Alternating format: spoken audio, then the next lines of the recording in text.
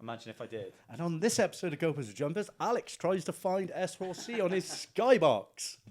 S4C.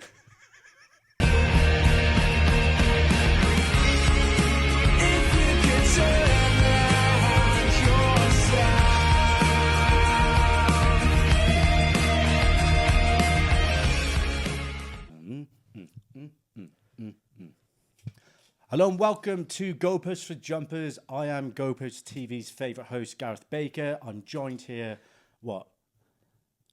I'm favourite host. Come on, man. Do you actually think you're the favourite host? I think I'm Who definitely... do you actually think is the favourite host? Like, I know Probably I'm not Vince. it. I know I'm not If it. we're honest, it's Vince. No, it's not. Yeah. I actually think it's you. I think we should put a poll up. Who's Or the that favourite? could really hurt one of our feelings. Or I just all of our know feelings. one's Let's gonna not do vote it. me. Yeah. I'm going to do it. It's going to be crushing for I think someone. we should do it. Okay, so welcome to Goalposts Jumpers. I might be Goalposts TV's favourite host, and this also might be Goalposts TV's favourite host, Could be Alex me. Price. Welcome, man. How you It doing? really should be one of us, considering we both started it. If it's Vince, then I just kill pack me. it in. Yeah. Just pack it in. How you doing, man? You all Yeah. good? I really like that you've got a clipboard this week. So I've got a clipboard, and what's at the top, Alex?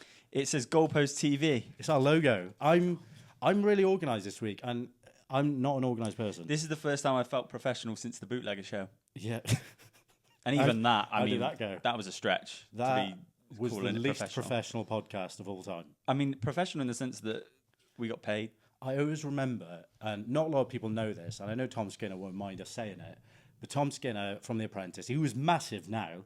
He's huge. Like, Yeah. that guy has like done so well for himself. That's He's- why I'm very worried where you're going. No, with no, this. no, it's fine. Okay. Have you seen he's got like fucking 15 cars? I remember, what car did he Yeah, I did Audi. Well, his missus came to pick him up from the Brave Nelson pub. picked us up in the Brave Nelson pub? Do you remember? Where Conor Ben was there, and Bootlegger, and Rob, how you say, the mind therapist. Yeah. And that was weird times. But yeah, he's got Yeah. like 12 cars. yeah. But so anyway, we recorded an episode with Tom Skinner, and it was originally about 2 hours long. And we thought, great, amazing episode. They were really pissed. And we had to send Tom Skinner's agent the episode, the episode to sign off on things. And I got a WhatsApp from his agent, and I'm not even kidding. It was about 1,000 characters long of things I needed to cut out. And I'm not going to say Have you still got that message? I do have that message. I would love to read through what... I mean, obviously we can't, but I would love to read through... We actually can't. We'd get sued. Like, Yeah. There was something about a blowjob in there. That's all I'll say. Yeah, but if you watch the episode back, listen to the stuff that's actually included, Yeah. and then think about what What actually we had wasn't to take out. included? Yeah. Why was it Mad. on the bootlegger show? Oh, because I've got you've a clipboard. Yes. So Yeah. this week, Alex is actually going to be hosting the episode in his pants as part of a charity for all the dying animals in the world called Save the Dead Animals. So if you could take your clothes off. I just don't want to. Just, Technically, I am doing it in my pants because I'm wearing pants. I was genuinely interested to see how if I did it. committed you are to the podcast. Because No. I messaged Richard, my brother, and he was like, "What are things I could do to make Alex uncomfortable?" And he's like, "Try and get him to take his clothes off." If I took my clothes off, fine. If it was just me and you, even though that sounds weird, but I know that that would be posted, and I know that there would be a video of me in my pants. Yeah, Yeah, and 100%. it's just not worth the risk. I think it'd be great. Yeah. I would not want to host a podcast in my pants. I would not want to host a podcast while I was clothed and you were in your pants, put it that way. So one thing I wanted to play with you, Cristiano Ronaldo. What's the podcast with Rio Ferdinand? I think it's his own podcast, isn't it? Whose? Cristiano Ronaldo. Oh yeah, he's got a YouTube channel now. Yeah, it's Is his that own part- podcast. Have you seen how many subscribers he's got Oh, already? it's like millions, isn't it, already? That guy is a marketing Yeah, machine. yeah. So he actually played a quick fire round. Rio Ferdinand asked him some questions. And obviously, being as you're a Man United fan yourself, you now host a Manchester United podcast called This Is United. Please tune in. That is on our Spotify page with Vince. I'm going to play this quick fire round, which Ronaldo also played with Ferdinand. And I want to see who you choose. And then I'll let you know, obviously, what Ronaldo chose. So quickly right into it. Neville or Scholes? Skulls. Scholes or Solskjaer? Skulls. Scholes or Carlos Tevez? Skulls. Beckham or Scholes? Skulls. Scholes or Di Maria? Skulls. Scholes or Ryan Giggs? Skulls. Wow. Sergio Ramos or Scholes? Scholes. Pepe or Scholes? Scholes. Chicharito or Scholes? Scholes. Marcelo or Scholes? Scholes. Xabi Alonso or Scholes. Scholes? I think you like Paul Scholes. Toni Kroos or Scholes. Karim Benzema or Scholes. Mbappe or Scholes? Scholes. Okay, well, that's definitely... Think of a player that I wouldn't pick Scholes over. Rooney. Oh, good shout. Man United players, I Rooney. think you would choose Rooney. You would choose, I think maybe... Ronaldo. No. Obviously Ronaldo. I think Rooney, potentially Ronaldo, Scholes, Vidic, yeah. maybe? No, Scholes. Scholes would be number 3. I'm torn between Beckham because Beckham was my absolute hero, but So that, interestingly, is where the path you differed from Ronaldo. So he chose Beckham over Scholes. because it was his hero. And then he chose Giggs over absolutely everyone, which is really interesting that Cristiano, for me, chose Giggs over everyone, other than Benzema. That's where he stopped choosing Scholes, was Karim Benzema, which, what's your view on that? Giggs or Benzema? I've always been a Benzema, Love Benzema. is overrated type person. Yes, I remember that conversation we had once in Bristol. Not that I think he's a bad player. He's an unbelievable striker, one of the best that we've ever seen. But to be even considered in the same breath as Lewandowski and Kane, I don't think so. I think those two are above him. I feel like we had the conversation again with Vince when we were out in Bristol, and Vince was like cataclysmically frustrated at me and you because we were choosing Henry over Benzema, Oh, that's not even a question. and he was choosing, and he was Thierry still. Henry over Benzema a I million wish he times was out of here. a million. I can't believe anyone would choose. That's a joke to Benzema even over to Henry. say that. Yeah, Makes me sick. Yeah, that is a Although joke. Benzema, technically, I love Benzema. He's a great player, but Henry was just. He had that flair. Benzema doesn't have flair, you know. Benzema had 2 or 3 seasons where he was unbelievable. Yeah, 100%. Everything outside of that, he was a top level striker. And then he did have a lot of very good seasons. Yeah, very But he good probably seasons. had 2, maybe 3 at a stretch world-class seasons. Yeah. Henry had probably a world-class season every... Henry was world class since 1998 for me. Probably. Yeah, Probably, until his last, He only probably kind of last veered season at off when he went to Barcelona. Barca, yeah. Yeah, and even then, I think he was still world class at That Barcelona. moment when he went back to Arsenal and scored against Leeds in the FA Cup Yeah. and hugged Arsene Wenger. Yeah, Still a great moment. So I wanted to actually, normally 2 Lies and a Truth, Twat List happens at the end of the episode. I'm going to start off 2 Lies and a Truth this week. So this episode is actually an international break edition. A lot of people don't like the international break. I love the international break.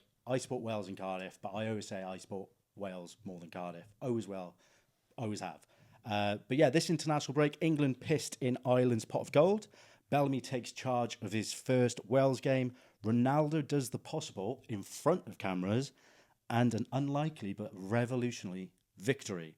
But we're going to start off this week with our 2 Lies and a Truth. 2 lies and a truth, where 2 stories are lies. 1 is true. You gotta guess which one is the true story. It's crazy. Which is an international themed one, and the first story of 2 Lies and Truth. So you guys have got to guess, pretty self-explanatory, which stories are the lie. No, what is it? See, We've done the amount of times I've done this, and he has a go at me when I get it wrong. It's 2 lies, 1 truth. You have to guess which one is the true story. This is right there at the top. Goalposts for Jumpers, episode number 52, and I still can't. Yeah, but it's not even episode 52. We're looking at like, I genuinely think I can't even think how many episodes. unreleased episodes. Yeah. This might be our 100th episode by Yeah. now. What are we going to do for the 100th episode? Take our pants off. Take our hands. Record with our pants off. I don't want to do that. Okay. What, naked? No, in our pants maybe. Yeah. Okay. Yeah. I don't want to do either. Okay. Okay, so 2 Lies and a Truth. Story number 1. So, a frog... okay. A frog was once registered to play for Peru internationally. A spiked branch frog, who was lovingly named Pepe, once ran onto the pitch of Estadio Nacional in their 2-1 victory over rivals Chile. Striker Claudio Pizarro famously picked the frog up and placed it safely on the substitute bench. Peru drawing 1-1, scored shortly after through Pizarro, which turned out to be the winning goal, and Peru's first victory over Chile in 72 years.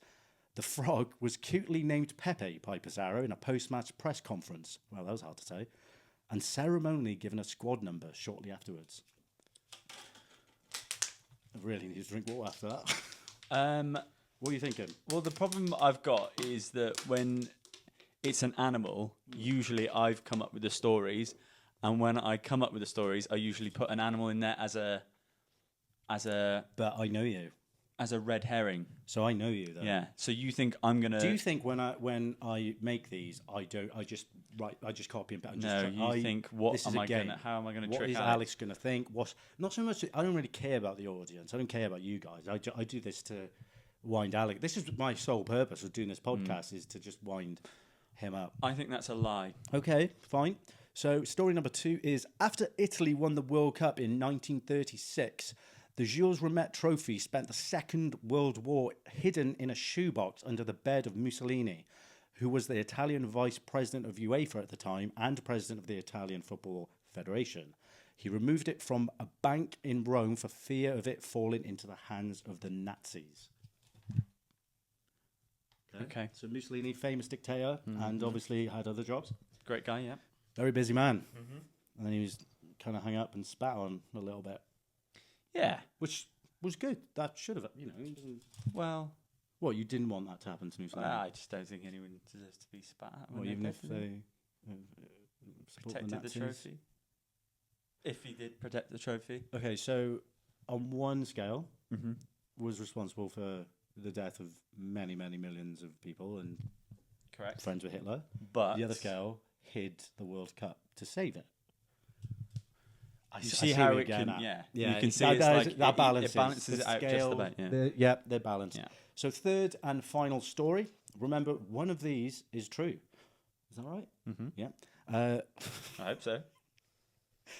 Third story. Brazilian legend Socrates played one match in the Northern Counties East Football League for Dartford Town in 2004. He was 50 years old at the time, and their player-manager, Tadcaster Albion, were the opposition. So Did you say it's in the Welsh League? no, it was In the Scottish League? No, it was in the Northern Counties East Football League. I'm really sorry. My mouth's really dry. Northern Counties East Football League. Yeah. So up in the northeast. Well, that's probably like the equivalent of playing for like, what was that team you used to play for as a kid? Knighton or something? No, you're from Knighton. No, you're from Kingston. Kingston? What was the Probably team? not.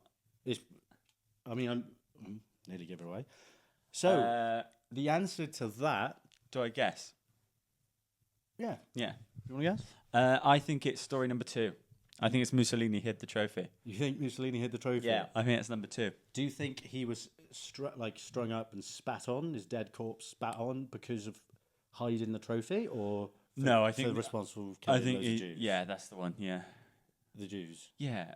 At what point does mass murdering Jew talk get us pulled off of platforms? We're not saying we support it. Well, We're not saying we don't support. I cried at Schindler's List. Oh, I laughed at that. Well, when the little girl in the red top dies. No, I laughed I did because laugh it was at on that. in school and we were all trying to be funny and you're immature and we're too young to watch stuff like that. I mean, I watched Schindler's List in religious education for some reason. When's it? Wait, you watched it In in RE. school and cried in school? No, I cried when I was on my own. What after it? I went through a huge Holocaust binge of watching loads of stuff about the Holocaust, and I find it really captivating. I think people should remember it, and I read loads of books about it, and I was going through a phase. I was with my ex at the time, and I was like, "Should we put a film on?" And it was a Sunday, and she was like, "What do you want on?" I was like, "Schindler's List," which is not, as it turns out, a good film to put on with a girl on a Sunday. Oh. But I cried. In front of her? I done it like secretly. You cried like I this? just kind of like. Is everything all right? Yeah, it's just Jews are dying. Yeah. You know. Are you crying out of one eye? So yeah, you are going with the Mussolini story. Mussolini, yeah. The answer will be at the end of the episode, and I promise I will remember to tell you guys the answer this week because the last two I didn't. Mm-hmm. Okay, so let's get on to the international break. As we are speaking right now, Wales are probably warming up against their opponents Montenegro. I want to not talk about Wales. I want to talk about England. I watched England's game against Ireland. Obviously, what's Carsley's first name again? Lee. Yeah, he's just. I just couldn't be bothered learning his first name. What, Lee? It's one syllable. To be fair, if you asked me to guess his name, I probably would have guessed Lee. He looks like a Lee or Phil. Yeah. Phil Carsley. I don't know. Steve Carsley. A few games and I'll remember his name, but I want to ask, right? Not the fact that he played multiple Premier League years at Everton. Oh, wow. I don't remember him at all. Yeah. Incredible. Yeah. I mean, you watch Premier League years and that all the time. He's on Premier League years. Yeah. Yeah. I don't remember him. I honestly have no idea who he was until a few weeks ago. Yeah, he was in my sticker album. I think I was trying to get Lee Carsley for ages. Yeah. The first I really genuinely heard of Lee Carsley is England fans moaning about him, about the anthem. So Lee Carsley, he's Irish, isn't he? Yes. Didn't want to sing the English anthem. That's fine. He's not English. I think that's fine. You don't think it's fine. I just think... Right, so hypothetically, right, let's say Thierry Henry, who was rumoured to get the Wales job before Bellamy got it, if he got the job, I wouldn't expect him to sing the Welsh national anthem. I'd find it hilarious if you did, but I wouldn't expect him to sing the Welsh national anthem. You're correct, and that is correct. He shouldn't be expected to sing a national anthem. Why the hell is he managing that national team? But it's just by default at the moment. I think forget the fact that they've represented another country. Like if you're a citizen or your nationality resides somewhere else, you shouldn't be doing the national team. I just don't understand why that is a thing. I agree. This is why I didn't want Henry as much as I loved Thierry Henry. I wanted a Welsh manager. I wanted Craig Bellamy or Sean Roberts. Even if he's shit, right? Even if he's shit. Even if he's shit. And that's the point of international football. Never qualify for another Euros or World Cup and have a Welsh manager than have, I don't know, fucking Ancelotti as our manager. Wouldn't feel he's just as part of being Welsh as the Welsh players. Do you know what really annoys me as well? It's the people who say, well, you didn't give a shit when Fabio Capello was manager. I did. Just because you didn't, it doesn't mean no one else did. A lot of people did. I remember vividly when Capello got the job. Why have we got an Italian manager? I remember when Sven-Göran Eriksson, God bless his soul, got the job at first. People were moaning. It shouldn't have happened. Love Sven, absolutely love Sven. What a character, what a credit to the game. But why have we got a Swedish manager? Yeah. I'm fine with it. It's like if you've never represented another country, I kind of understand it. I'm not a big fan of Steve McLaren going over to Jamaica. Yeah. I'm not a fan of any of it. Have the best in class of your nation, and it's you versus us. And if we're not good enough, great. We need to put more effort into those areas of our national game. I get slightly with like Jamaica with a pool of talent to manage is going to be much more, but still, I still agree. Yeah, you should still have a Jamaican manager. That's the only time I'll ever agree is that when you've. I don't agree. I just think it's more understandable. If you haven't got the budget that other countries have got, I understand that point. That maybe someone goes over to help another country and kind of build the game up there. I understand that, but England are not in that situation. Have an English manager, just like Gareth Southgate, Jimmy Floyd Hasselbank. What a player! What a guy. Cringe. Obviously a great coach. Why is he in the England national team setup? Go and manage Netherlands. That is where you're from. That's who you represented. I get it. Look, if he's that good, Netherlands should go and get him. I get it from their perspective. There's not a plethora of management jobs out there. So you get offered a management job in this day and age, a career after football. I would take it if it was offered to me. Oh, if you're offered, if you're that person, of course. As me as a Welsh person, if I was offered to be a coach in the England setup right now, I would take it. Of course. I'm not saying I'm going to be as passionate as I would if I was in the Wales setup, nowhere near. Yeah. But I just know from a fan's point of view, I want my manager to be the nationality, so they are as passionate as I am when we lose or draw. There is no doubt. I brought this up on my podcast this week. Go tune into it on Wednesday. This is football. Yeah, it's good this week on football. Alex does 19 podcasts. But I mentioned it this week, and I said that if you wanted to see how much Lee Carsley does care about England and the job, watch his celebration for Declan Rice's opener against Ireland. He celebrated that like it was the first goal he's ever seen. Yeah. So I've got no problem there. It was his dream result, which is crazy, but. Nothing against the guy, nothing against anyone, but the FA need to hire English people for the national team. Otherwise, what is stopping, or why do we have rules in the first place? Why do we say that Erling Haaland can't play for Switzerland?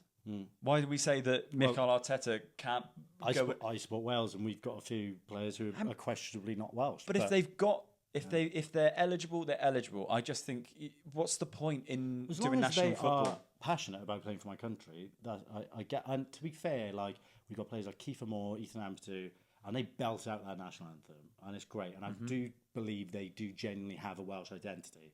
Yeah. I just want the person in charge of my team to be properly Welsh. I just think everyone, from coaching staff, backroom staff, everyone should be Welsh. How much better is it to grow your national team, your game, is if you've got the best in class? Like, there shouldn't be Welsh managers coming over and managing the England setup. Steve Cooper did it. Yeah, well, Sam Allardyce was rumoured to get the Wales job, and oh my God, I would have gone insane. But wouldn't you been in a better position if Steve Cooper had managed your under 21s, your setup?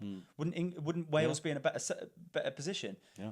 This is what I mean. You take the best in class, and the big bully boys like England could go over to you and go, right, okay, he's really good, we'll take him. That's not how it should work at all. But to be fair to Carsley, I watched the England game.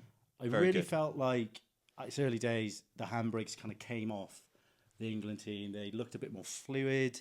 They were playing really exciting, entertaining football, which, in my opinion, was very limited under Southgate, albeit he took you on some of the best runs of your life that you just weren't great to watch. Anthony Gordon actually said, who had an actual proper run out under him, the expression, the freedom to express yourself was missing from Euro 2024. We controlled games, but we weren't dynamic or ruthless and exciting.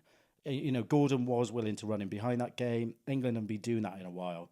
I feel like, you guys were playing with a zip and swagger. Yes, it's Ireland. That doesn't matter. It's a derby. So Ireland were massively up to it. And those are hard games to kind of unlock that dynamic, fluid football. And I feel like England look great. I think that's a good start. I think that's a really good start. Take everything out of what I've just said about Lee Carsley and whether he should have the job or not. From a tactical point of view, I think he's elite. I think what he did with the 21s is magic, and what he's trying to do with this England side reflects what he did with the 21s. So, massive supporter of that. As far as Anthony Gordon's concerned, Anthony Gordon is saying that because Anthony Gordon believes in himself, believes he should be in that team, but wasn't getting picked. If he was getting picked, I doubt he'd have come out so strongly. Perhaps. Let's be honest. You've got to respect his opinion like anyone else.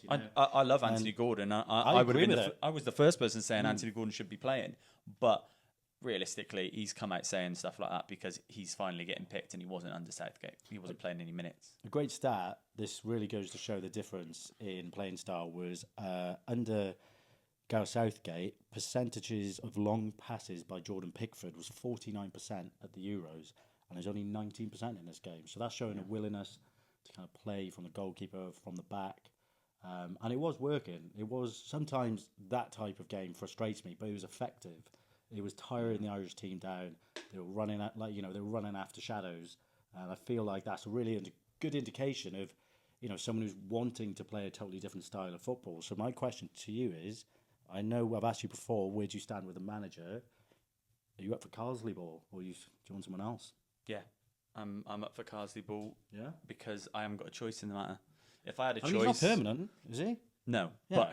But look, if he's gonna be the manager and the FA want to go with him, then 100% I'll be behind him. And I actually think, from purely a technical point of view, yes, he's the right person. But I also am not going to be. I'm a big fan. Loved it, really enjoyed it, but I'm also not going to just kind of dismiss what Southgate did. Yes, Jordan Pickford, you said the stat there, 49% of the balls going long, shouldn't have been happening. The reason was because we were getting pressed and we were tense, we were nervous, there was pressure, we were in a tournament. Pickford was going long because our midfield, and actually Pickford himself, they didn't trust themselves to pick up the ball deep and keep the ball. We had a problem with keeping the ball. That's why Pickford kept going long. It was a mistake. We all knew that. Everyone could see that. Carsley taking charge of one game against Ireland and us not kicking the ball long doesn't reflect what it's going to be going forward, because I don't think that would have been any different under Southgate. I think you would have seen a lot less long balls if Southgate had been managing that team. I think we probably would have walked out 2 or 3-0 winners, regardless whether Southgate was in charge or not. So, yeah, great start. Yes, tense, horrible atmosphere, but at the end of the day, it's a game that we should be winning. So I'm not going to For sure, yeah. I'm not going to get ahead of myself. No, absolutely So not. this week, I know, before we go on to the Wales analysis, you're making me do something this week. You're forcing me into doing something that I don't want to do. I don't know what that is yet. I know it's a chomp, and for everyone who doesn't know what a chomp is, it's basically when you're winding someone up, you're making someone believe you believe in something when you don't, and it's purely just for a wind-up. And Alex is going to make me say something that I don't believe in, and I don't know what it is, and I'm scared. So, tell me, what do I have to do? Just because I lost. Can you tell it? I was going to say, tell everyone why. So we have a feature called Draw That Footballer, and I've actually renamed it Score Draw because I thought it was more football related. That's fine, but we have to draw footballers. I have to play against Vince, and I lost last time we played. Which means you have to do a chomp. I have to do a chomp. So what do I have to do? So last season, I did a few chomps. One of them, which was quite notable, was the Mikel Arteta chomp, where I said, I think he was like, I said Ødegaard. Ødegaard was, that was Swedish. I said Mikel Arteta says that Ødegaard's better than Bruno Fernandes. Ødegaard can't even get in the Swedish national team. That got so many people. That got a lot of people. Arsenal fans were up in arms about it. Yeah. Now, who do you think, from a fan base, are the most volatile? Liverpool. Interesting you say that. Liverpool, Real Madrid, 100%. Let's stick with Liverpool. Okay. So, I mean, my answer is Real Madrid, actually. Oh, Real Madrid would get. But then I would say... You don't speak Spanish. I don't speak Spanish. Donde está la biblioteca? Where's the library? Yeah, exactly. This chomp is regarding Liverpool fans. Okay. But also Arsenal fans. Great. Two of the worst. Now, you have to say this with some gusto. You've got to say this with some confidence. You've got to really look into this camera and say, I believe in what I'm saying. Okay? You have a script. Yeah. Now, you can learn it whilst we're on here. Let's not edit this. Let's keep this all in. Okay. Just so people can see the background of it. Mm-hmm. Just read this sentence. Do you want to read it now? Yeah, read it out. So football has moved on so much. People rave about Thierry Henry, but a player like Darwin Núñez is better. He's just not playing in the same era. Fuck you. I want you to deliver that with all sorts of confidence. Now, I don't want to. I'm going to say...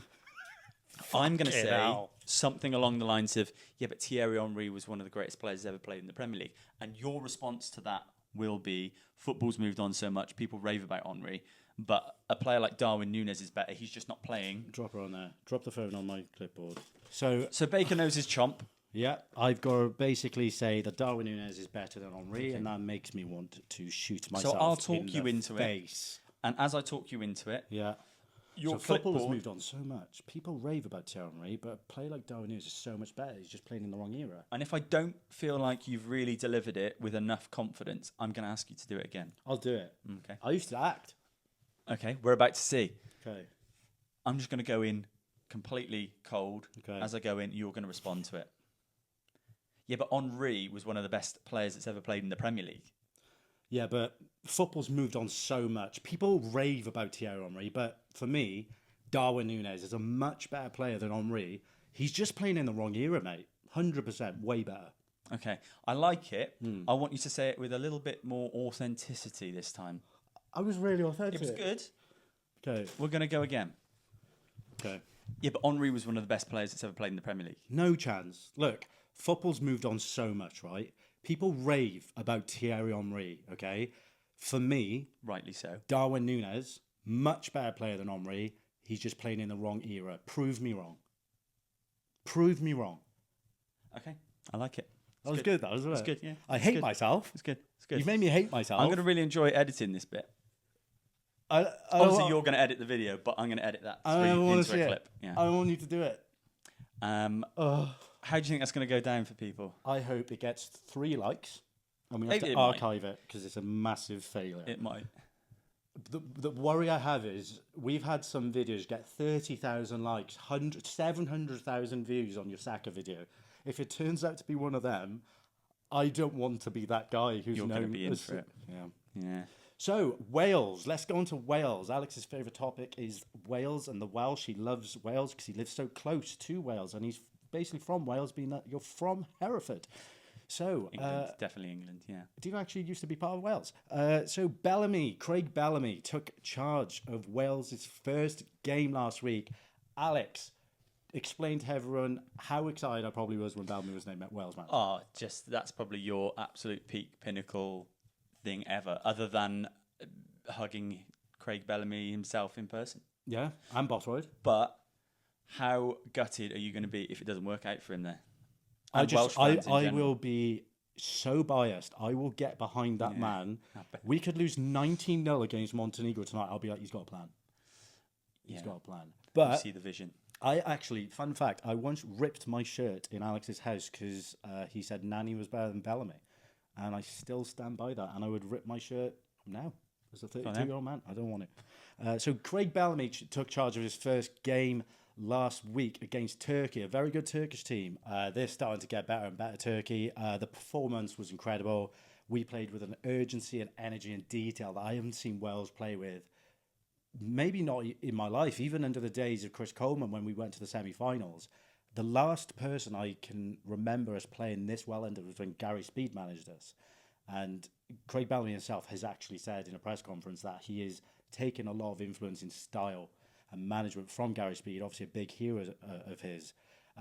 Bellamy, a lot of people might not know, he's a massive student of the game. He's meticulous in his approach, his analysis and preparation. He had a short-lived career on Sky Sports News. I thought he was a great pundit. People think of him as this angry, no-necked player, Man City, angry, shouting at refs. He was that player. I was going to say, that's true, right? It's 100% true, but he... Honestly, I've read his book. I read it about 10 years ago, and I remember thinking at the time, this guy knows football. We follow football. We talk about football loads, but some people live and breathe it to an extent that is just on another level. To the point when he was asked about Montenegro in a press conference, Bellamy started reeling off players he admired from the early 90s Yugoslavia under-21s team, in terms of how Montenegro would approach this game, which I just think is just almost psychopath behaviour. But I love the fact that we have someone like that who's so hungry. Ever since he's taken over from Rob Page, he's thrown himself into the FEW's thing so much, visiting different teams around Wales. He lives in Wales. Rob Page didn't live in Wales. Simple stuff like that. He shows so much passion for it. And in terms of the actual game, Sorba Thomas, massive standout for me on that wing. He was a surprise inclusion, almost understandable after his recent move to Nantes, but he was so lively and busy down that wing. Ramsey playing as a false nine, interesting. Obviously, as a Cardiff fan, I thought his legs are gone. He's 32. They say leave football before the football leaves you. I thought that was starting to be the case with Ramsey, but it turns out he just plays for Cardiff and we're fucking shit because he was playing in that false nine. He was absolutely everywhere. It gave him a lease of energy that I haven't seen in him for years, maybe not since the early few games when he went to Juventus. But for me, a massive highlight is Lewis Koumas getting his first competitive senior Wales cap. I have such high hopes for Lewis Koumas. He's obviously joined Stoke on loan. He's already got a few goals and assists already. Such a young kid, but he looks such a good player. I'm so excited for Lewis Koumas to kick on. I do genuinely think he is the future of Welsh football, 100%. It's not Brennan Johnson. It's not Jordan James. It is Lewis Koumas. I think Lewis Koumas is the future of Welsh football, and I think he's going to be a quality Premier League player one day. I don't know if you've seen much of him yet. I know a lot of people haven't. So. Only a little bit, yeah. I think coming out of a Liverpool academy, it's massive. Nico Williams saw that as well. Yeah. I think puts you in amongst players that are the highest level, and particularly playing right wing when you've got Mo Salah ahead of you. That's massive. Can we pause this 1 second? Can you put the Wales game on? Oh, yeah. Literally. This is my passion for Goalposts to Jumpers. The Wales are playing right now and I'm still recording. Alex didn't fancy putting it on. I thought it was on, to be honest. No, just watching fucking cricket updates, apparently. Cricket sucks, doesn't it? What's it on? S4C. S4C. S4C? Do you know the number for S4C? No, I'm just guessing. Imagine if I did. And on this episode of Goalposts to Jumpers, Alex tries to find S4C on his Skybox. S4C. Imagine if you turn on, it's like 3. Oh. Wales have just scored! What? You fucking prick! I'm so... What the hell? Okay, that's Come on! mental. I think Kiefer Moore scored. Wales, a good thing I said to put the fucking game on.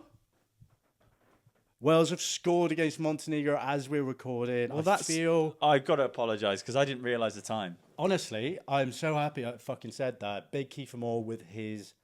He always has a bandage on his head. That guy gets in so many accidents. Shout out to Russell Jones, who's out there in the away end at the moment. Who's that? Guy who I know from he listens to the podcast. Oh, yeah? So we're just watching the Wales goal, Kiefer Moore, with a lovely finish into the bottom left. Come on, 50 seconds in, and Wales are leading. That's Bellamy ball. It's Bellamy ball. Very topical. Look at that. What, I've got half a time here talking about Bellamy. But yeah, you know, the performance against Times Man buzzing. I can't fucking recall. Yeah, performance had a bit of everything. I feel like Bellamy is the right manager. There is such a pool of great young talent in this Welsh setup coming through. I don't think Rob Page was the right manager to unlock that potential. Someone like Bellamy, who studies the game, he knows it inside out. He knows some of these players right. He's played with them. I feel like he's gonna get us to, you know. I think a young manager as well. I think that always helps. I think a young manager coming in who can maybe relate with a lot of the players, and you know for a fact that this guy, he ain't gonna take no shit. No, 100%. And I think that's massive, especially with young players. I think it's massive. Yeah, look, this is what I mean. Like, we're just watching the Wales game. Oh! Fucking God! What a goal! It's fucking... If that's Lewis Kumas, mate... Oh, it's Harry Wilson. Of course it is. How about this? How about this, ladies and gentlemen? What a goal. I am recording an episode of Goalposts for Jumpers anytime Wales are playing now. We have scored 2 goals in 3 minutes. That is some strike as well. Basically, in Goalposts for Jumpers history, Wales have scored a goal every single minute. Right. I mean, should we... Are we... Mate, I don't know what to do, mate. I think... I'm happy for you. Look, let's end it. We're going to end it on a twat list, okay? But first of all, I have... Oh, my God, what a goal. Harry Wilson, by the way. Do you rate him? Oh, my God. Some strike, that. His left foot is insane. It's a wand. Yeah. He's an absolute Do you know what, actually, Harry Wilson, one of those players on topic, genuinely, was a player that I saw play for Derby, and I went to see Derby play Brentford. Yeah, that season. I remember going to see them when they were in the Championship, Brentford against Derby, and Harry Wilson stood out for me more than anyone else on that pitch, and Mason Mount was on that pitch that day as well. So I love Harry Wilson. I think if he had pace, he'd be a very good Premier League player. I just think with that lack of pace, that's in the department he lacks. I know Fulham fans are talking about sending him out on loan and stuff, but I would keep him just for his left foot. He's certainly a Premier League player. It's just, definitely. It's just how do you does he exist in the modern game? I don't know if he does. Yeah.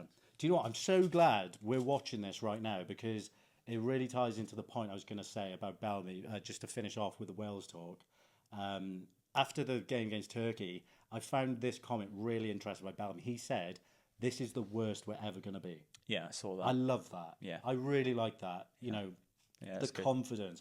Rob Page, very much, his philosophy was little old Wales. He really tied into the population thing. No one gives a fuck about the population thing. You know, like, any day you can turn up, you can build a team. We've got enough youthful talent coming through that he had no right to really play us down, whereas Bellamy is playing us up. You know, he's saying this is the worst we're going to be. And as we're 2-0 up against Montenegro, I know they're not the biggest team in the world, 2-0 up after 4 minutes. Wales never used to do this. Bellamy said, just you watch in the next game, you'll see what. Okay, well, apparently our phone keeps breaking, and Wales are winning, so we're going to wrap it up. The 2 lies and a truth. I'm going to tell you the correct answer. Alex guessed, my notes are over there. I guessed it was Mussolini. Yeah, well, protecting the World Cup. Fun fact, it wasn't Mussolini, was never in charge of UEFA. UEFA wasn't actually even established until 1954. The World Cup wasn't in 1936, it was in 1938. That was another lie. Damn it. And it was actually hidden. It was hidden. It's a true story. Yeah. But just in 1938 by Ottorino Baresi. So, yeah. Tricky there. And what's the true story? The true story is Brazilian legend Socrates played 1 match for Garforth Town in Northern Counties East Football League. Yeah. Fair play. Socrates. There we go. I'm going to go watch the Wales game now because apparently we're the best team in the world. But thanks so much for tuning in to another episode of Goalposts with Jumpers. Thanks for Alex for coming on. I can't concentrate right now because Wales are, as I said, the best team in the world. I'm going to go watch them now. So, cheers. Bye. Bye. Speaking wisdom into my mind, Tell me stories of all that are great. Cherish these days before it's too late.